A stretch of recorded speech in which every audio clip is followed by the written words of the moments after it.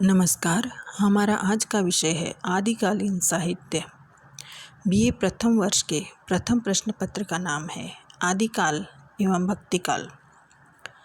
आदिकाल हिंदी साहित्य के इतिहास का प्रथम काल। आदिकाल के अंतर्गत जो साहित्य लिखा गया, आदिकाल में जो साहित्यिक परंपराएं विकसित हुई, वे ही साहित्यिक परंपराएं हमें आगे के कालों में अपने विकसित रूप में देखने को मिलती है। इसलिए कहा जाता है कि हिंदी साहित्य का आदिकाल साहित्यिक परंपराओं के निर्माण का काल है। इसको आदिकाल कहने से उस व्यापक पृष्ठभूमि का बोध होता है जिस पर आगे का साहित्य खड़ा है। आदिकाल में ही वह पृष्ठभूमि तैयार होती है जिस पर आगे का समस्त साहित्य हमें खड़ा दिखाई देता है। जो भी साहित्यिक प्रवृत्तियाँ आगे के कालों में विकसित हुई, उन सभी का बीज रूप, उन सभी का आदि रूप हमें आदिकाल में दिखाई देता है। और इसी आधार पर आचार्य हजारी प्रसाद द्विवेदी ने इस काल को आदिकाल नाम दिया है। उनके आदिकाल नाम देने के पीछे यही भाव है कि इस काल में, इस समय जो भी प्रवृत्तियाँ विकसित हुई, उन्हीं का विकसित रूप आगे के कालों में सामने आया। इसलिए समस्त साहित्यिक प्रवृत्तियों का बीज रूप, आदि रूप इस काल में दिखाई देता है। इसलिए इस युग को आदिकाल कहा जाना उचित है और आदिकाल नामकरण ही अधिक प्रसिद्ध हुआ है। आदिकाल का जो साहित्य है, अगर भाषा की दृष्टि से देखें तो इस काल के साहित्य में हिंदी के आदि रूप का बोध प्राप्त होता है। भाव की दृष्टि से देखें तो इसमें भक्ति काल से आधुनिक काल तक की सभी प्रमुख प्रवृत्तियों के बीज खोजे जा सकते हैं। जहाँ तक रचना शैलियों का प्रश्न है, उनके भी वे सभी रूप जो परवर्ती काव्य में प्रयुक्त हुए हैं, अपने आदि रूप में मिल जाते हैं। इस प्रकार भाव, भाषा, शैली, जो भी प्रवृत्तियाँ परवर्ती कालों में विकसित हुई, उन सभी के आदि रूप, उन सभी के बीज रूप इस काल के साहित्य में देखने को मिलते हैं। इस काल की आध्यात्मिक, श्रृंगारिक तथा वीरता की प्रवृत्तियों का ही विकसित रूप बाद के साहित्य में मिलता है। आदिकाल में जो साहित्य लिखा गया, आदिकालीन हिंदी साहित्य की जो प्रवृत्तियाँ हैं, उनका अध्ययन करने के लिए या इस युग के साहित्य का अध्ययन करने के लिए उसे कुछ वर्गों में विभाजित किया जा सकता है। सिद्ध साहित्य, जैन साहित्य, नाथ साहित्य, रासो साहित्य, लौकिक साहित्य और गद्य रचनाएं। इन वर्गों में विभाजित करके आदिकाल के समग्र साहित्य का अध्ययन किया जा सकता है। आज हम पहले बात करते हैं सिद्ध साहित्य के बारे में। सिद्धों ने बौद्ध धर्म के वज्रयान तत्व का प्रचार करने के लिए जो साहित्य जन भाषा में लिखा, वह हिंदी के सिद्ध साहित्य की सीमा में आता है। सिद्धों का संबंध बौद्ध धर्म की वज्रयान शाखा से माना जाता है। बौद्ध धर्म की वज्रयान शाखा से सिद्धों का विकास हुआ, तो इस वज्रयान तत्व का प्रचार करने के लिए ही सिद्धों ने जो साहित्य है जन भाषा में, लोक भाषा में लिखा, और वही साहित्य सिद्ध साहित्य कहा जाता है। राहुल सांकृत्यायन ने 84 सिद्धों के नामों का उल्लेख किया है। उन्होंने 84 सिद्ध बताए हैं, जिनमें सरहप्पा, शबरपा, लुइपा, डौभिम्पा, कन्हप्पा, कुकुरिपा आदि अनेक नाम हैं। जो सिद्ध सरहप्पा है, इनसे सिद्ध साहित्य का आरंभ होता है। सिद्ध साहित्य में सांप्रदायिक सिद्धांतों का विवेचन मिलता है। इनका मार्ग जो है सहज मार्ग है। इनकी जो शैली है वह उपदेशात्मक है और खंडन मंडनात्मक है। इन्होंने जो उपदेश दिए हैं उसमें बौद्ध धर्म से जुड़े हुए ही उपदेश हैं। खंडन मंडनात्मक अर्थात इन्होंने अपने मत का समर्थन किया है और विरोधी मतों का खंडन किया है। जो प्रमुख सिद्ध कवि हैं उनकी संक्षेप में बात करें तो सबसे पहले सरहप्पा।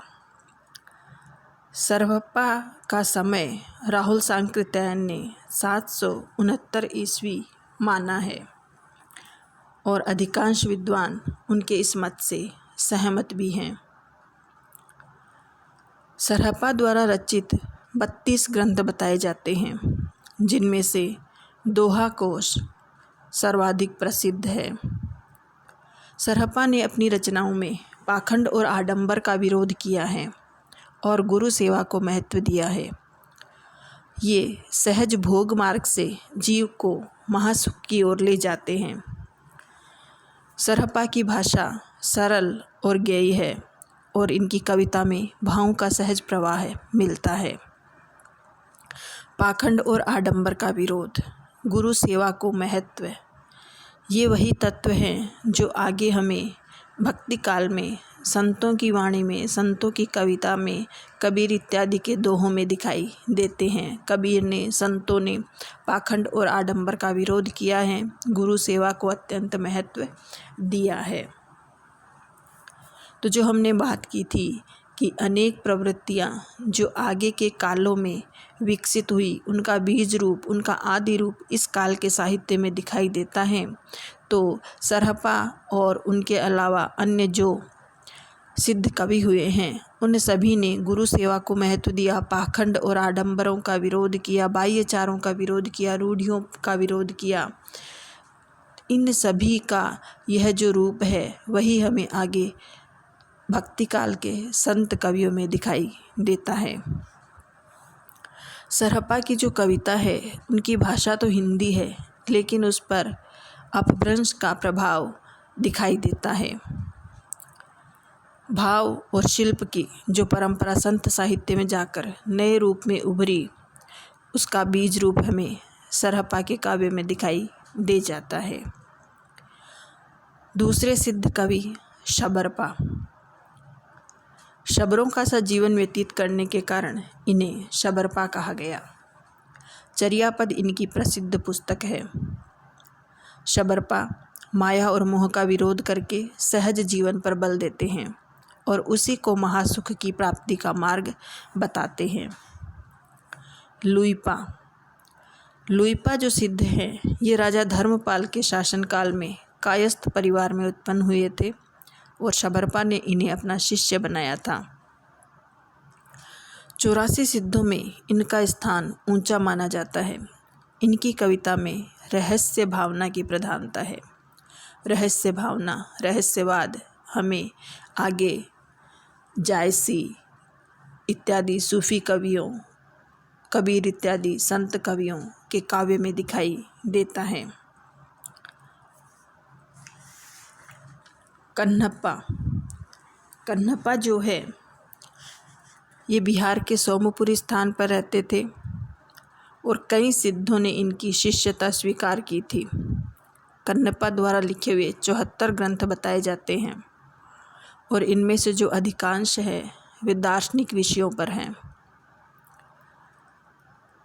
रहस्यात्मक भावनाओं से परिपूर्ण गीतों की रचना करके ये हिंदी के कवियों में प्रसिद्ध हुए। इन्होंने भी शास्त्रीय रूढ़ियों का खंडन किया था। कुक्कुरिप्पा इनके द्वारा रचे हुए 16 ग्रंथ बताए जाते हैं। ये भी अन्य सिद्धों की भांति सहज जीवन के समर्थक थे। इस प्रकार ये जो सिद्ध कवि हुए हैं, इन कवियों ने हिंदी साहित्य में कविता की जो प्रवृत्तियां आरंभ की, उनका प्रभाव भक्ति काल तक चलता रहा। रूढ़ियों के विरोध का अक्खड़पन जो कबीर आदि की कविता में मिलता है, इन सिद्ध कवियों की देन है। योग साधना जिस पर बल कबीर इत्यादि ने दिया है, उस योग साधना के क्षेत्र में भी इन सिद्ध कवियों का प्रभाव है।